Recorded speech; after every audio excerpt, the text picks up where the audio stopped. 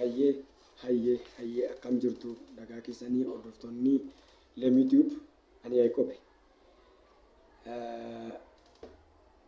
arraa olmaa dheengate walitti dhiyaanneen arrammoo kan biraa qubee afaan Oromoo keessatti xiqqaa waliin baruuf adeemna. Ammas hordoftoonni YouTube subscribe kanaaf channel kanaaf haaraa kan taatan hundi keessan subscribe, share, like gochuudhaan akka hunda biraan geessanis hin gaafadhaa. Har'a qubee afaan Oromoo dheengadhi yeroo darbe qubee afaan Oromoo isa guddaa ilaallee har'a immoo qubee afaan Oromoo isa xiqqaa ilaallaa. Amma xumura sagantaa keenya kanaatti nu waliin turaan afeerraa kooti.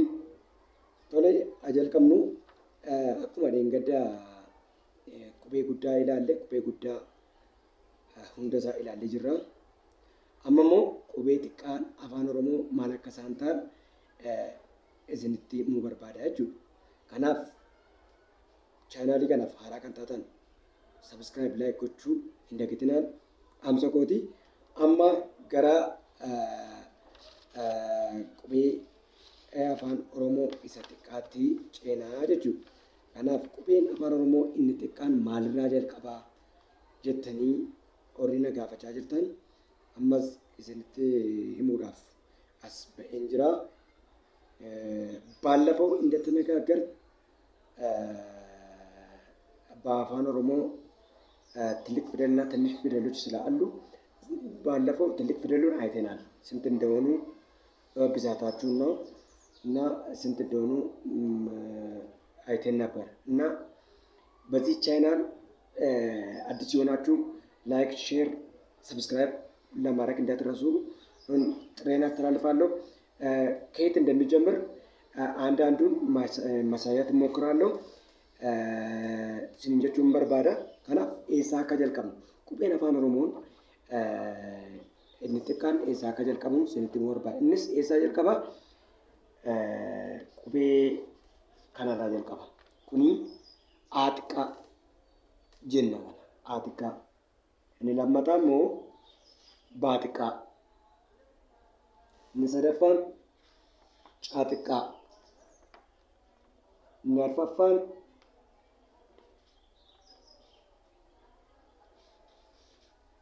D xiqqaa.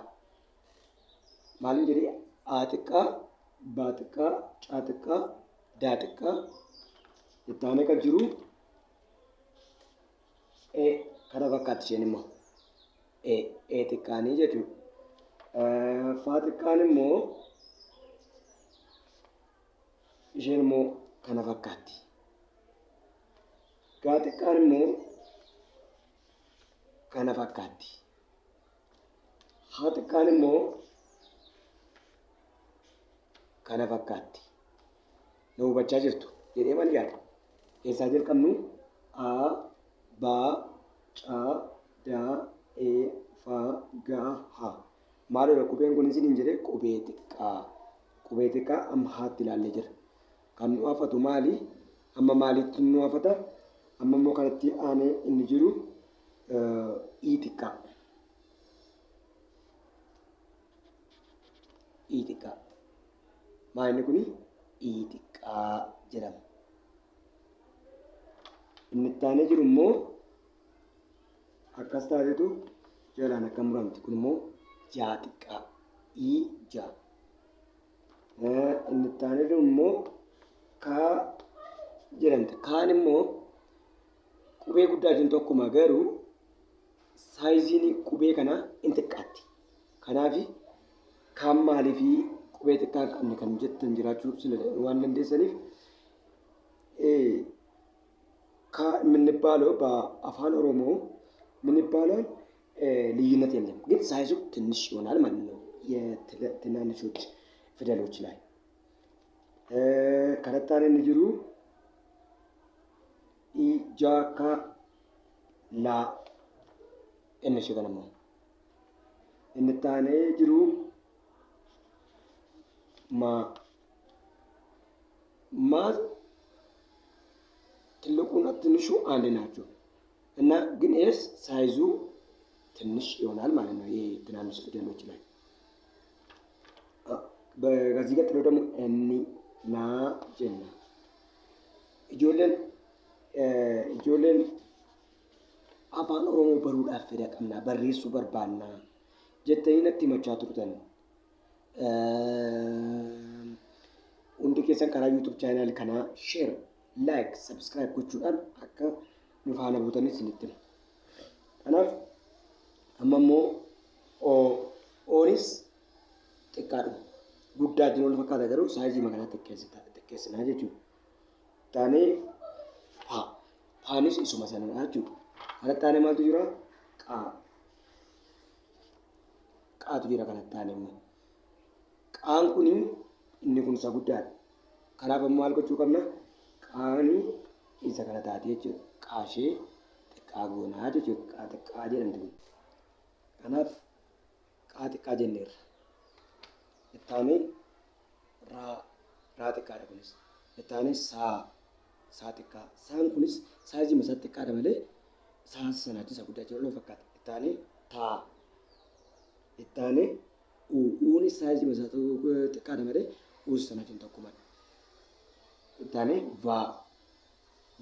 vaanis saayizii isaa guddaadha malee kunis saayizii isaa xiqqaadha. Kanaaf walirraa adda miti isaanii jechuudha. Ittaanee maaltu nama fataa? Waatu nama fata. Waa.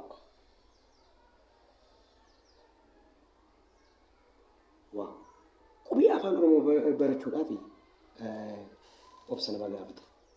Wanti cimaan barnoonni cimaan kamiyyuu akka hin jirre beekuu sirriitti jiraata. Kanaaf afaan kana sirriitti iddoo qabachiisuuf sirriitti uummanni hunduu baree afaan olii galaa akka ta'uuf sabaaf sablammoonni biyya keenya keessa akka baranii afaan Oromoo afaan saba guddaa silaatii Afrikaa keessatti afaan guddaan haasa'amu jedhamee afaan sadaffaa haasa'amu bifa kanaan yeroo xinnaatee dubbatamu baay'ee nama aarsa. Kanaafiyyuu sirrii sabaa sablammoonni baree afaan kana waaltaa gochuu qabnaan jedha. Kanaaf chaanaalii kana subscribe, like, share gochuun akka dagan. Kanaaf waa ittaanee maaltu jira? Kanaaf xaa jenneerra. Ittaanee yaa. Ittaanee maalni? Zaa. Kana jechuudha. Qubeen afaan Oromoo warri xiqqaa jennee nuyi waamnu afaan Oromoo keessatti kana fakkaatu, bifa kanaa fakkaatu. Gaaffii yoo qabaatan koomentii irra kaa'uu dandeessu. ጥያቄ ካላችሁ ኮሜንት ላይ ማስቀመጥ ትችላላችሁ።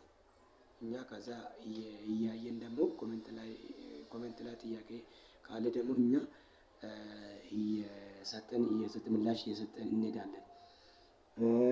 ይሄን ይመስላል ማለት ነው። ከናፍ ከነ ፈካታ አፋን ኦሮሞ ቁቤ xiqqaan kana fakkaata. Kanas jedha waan dhaggeeffattan guddaa galatooma.